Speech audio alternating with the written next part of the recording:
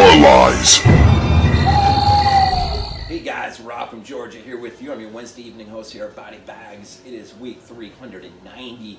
It is random week. It is the week that precedes our theme week, which just happens to be my theme week. And we're going to be looking at the number 3, so the third piece in any given franchise. And I'm telling you, the lineup next week looks phenomenal. But this week's random week.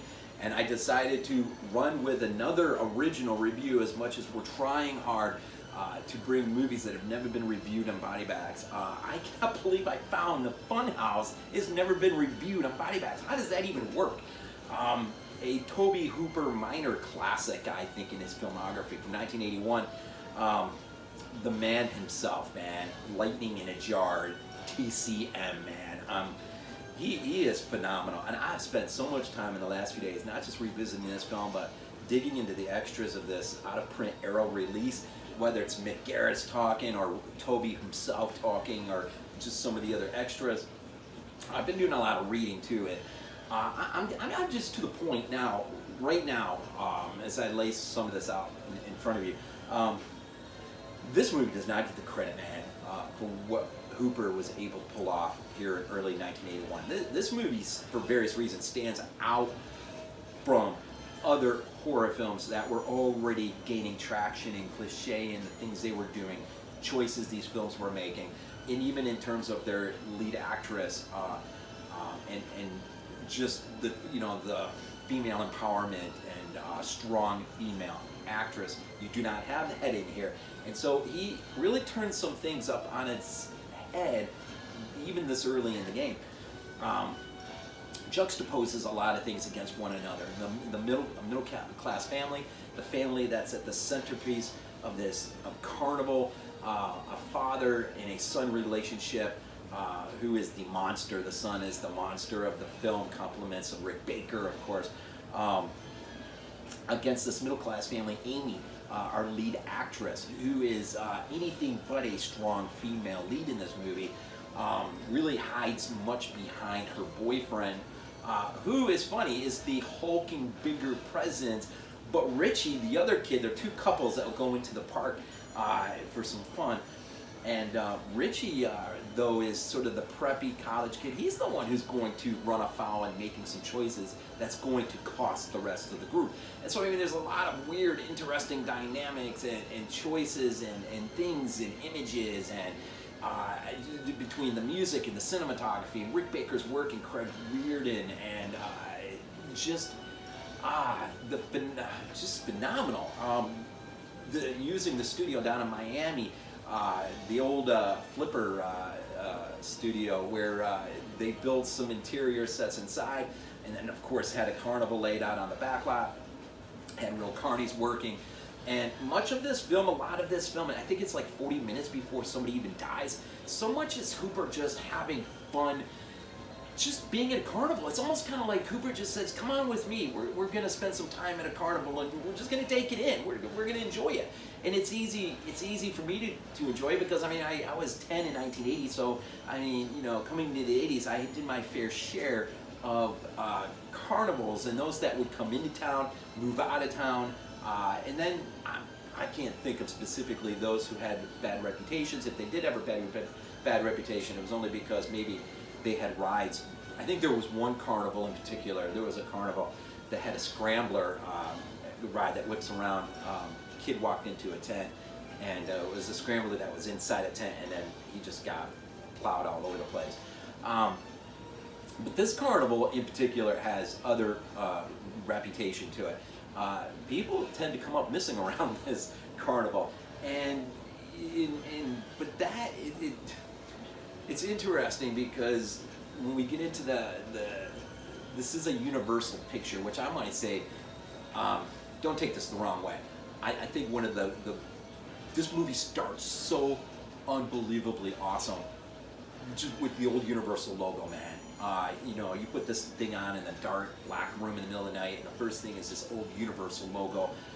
The same logo you basically would see with Jaws or whatever, or Halloween 2. And right there, just, man, it's Universal. It's in the shadow of its greatness in terms of horror cinema. And the movie juxtaposes itself against some of that as well, as Frankenstein will really, and Bride of Frankenstein will really work their way into this philosophically. And I think Tobe doesn't get the credit for doing a lot of things under the surface. Some, right on the surface, but a lot of it is deep underneath. But back to what I said a minute ago, I think first and foremost, he invites us just to come into a carnival and enjoy the atmosphere, and he takes his time, and he doesn't care, because as a director, I think he's having fun just being there and taking it all in. And by the time our action does hit, it's done in a way that it's not your normal run-of-the-mill horror, teenage horror, in terms of just stupid decisions, out drunk one night, and then they just do stupid stuff or whatever. These four kids really run afoul of a family at the center of this carnival, who have made some pretty questionable choices in terms of the care of the young boy. The father, who actually Kevin Conway plays three characters, the Barkers, three separate characters. In fact, he's fresh off of Tony when he takes this role, and some of the things he's asked to do really strengthen some of the substance in the relationship between him and his very flawed and even deformed son, who is the monster. Again, I think I said compliments of Rick Baker in his work. So basically, in a sense, they're there to have fun, these four kids.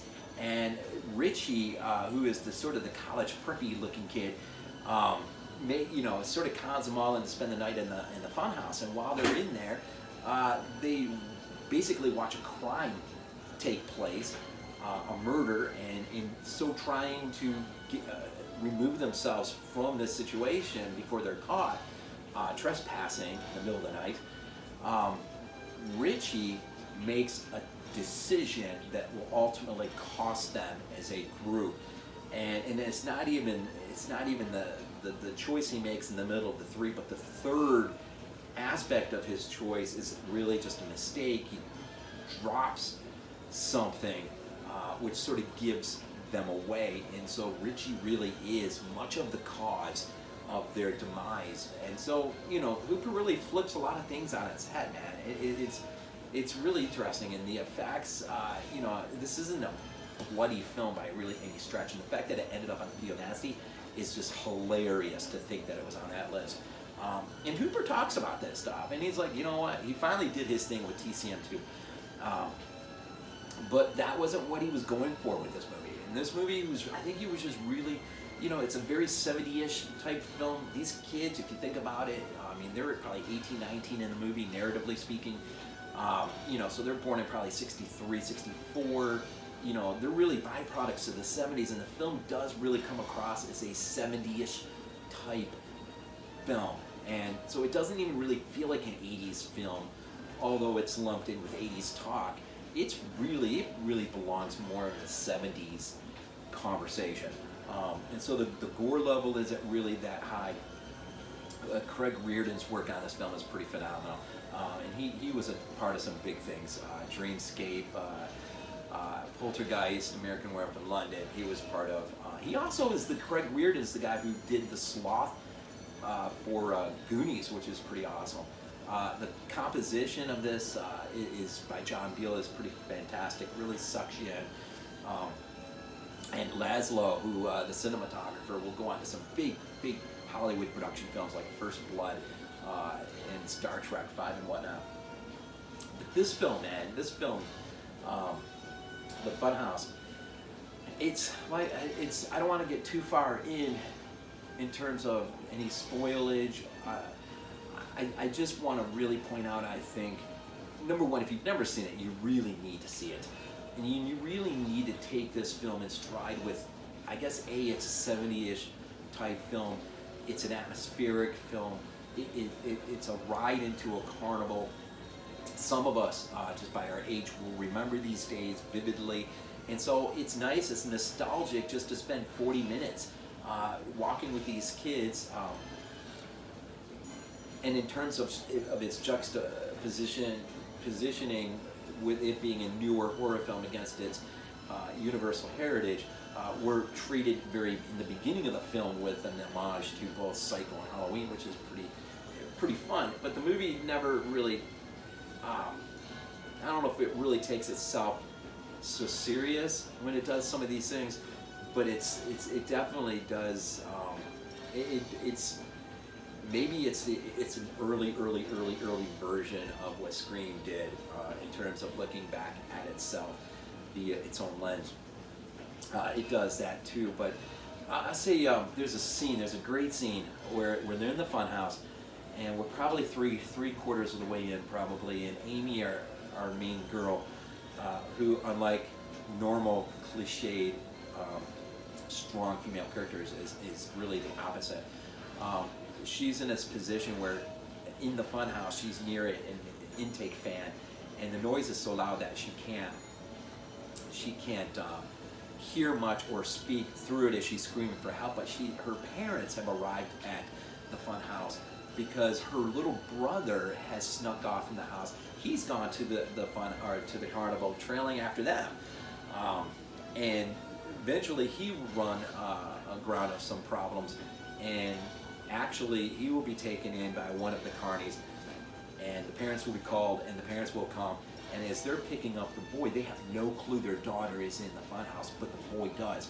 And you're not sure exactly why it is that he just doesn't come right out in a sort of, she's in the Funhouse, she's in the Funhouse. You're not really sure why. If it's much shock, there is he runs aground of a few things that kind of puts some. But there's something too. She says because of a practical joke he plays on her in the early goings of the movie. She warns him that she's going to get back at him, and so there's some of that in play. Like maybe, in his mind, is she trying to get back at him by what she is doing? And if so, then maybe he's apt to just leave her to her own demise and not play into it. And so, there's a lot of weird texturing stuff going on, and in terms of how we view middle-class families and how we view families who spend their whole life with a carnival, and relationships between Amy and her dad. And it's quite moving scene when she's screaming through this fan for her dad, and she's got, it's not for the lack of not trying on her part. Mom and dad are just, they're just caught up in anything other than their kids. And so, dad doesn't really hear her a lot, and when she is screaming for him, of course they can't hear through the fan. And so they just leave, and she's left there. And so there's this really push and pull kind of. Hooper's just doing a lot of interesting things under the surface, and I find it. It's been a fascinating, really fun last few days as I've just immersed myself into this film, and you need to take a look at it if you haven't. My voice is starting to go, so I'm just going to go ahead, I think, and end it here. I hope my time's okay. Definitely,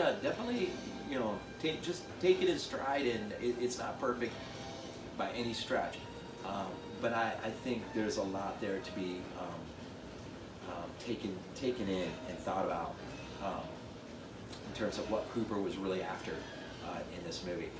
And if you have seen it, it's been a while, revisit it. It's definitely worth revisiting, especially in light of him not being with us anymore. So Tobe Hooper, week 390, The Funhouse from 1981, a video nasty, which is hilarious. What did you think? When's the last time you saw it? Have you ever seen it? Are you going to check it out?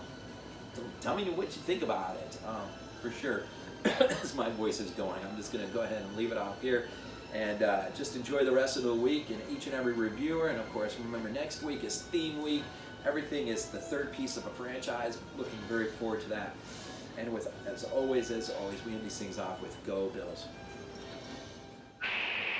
This is not a dream. Not a dream.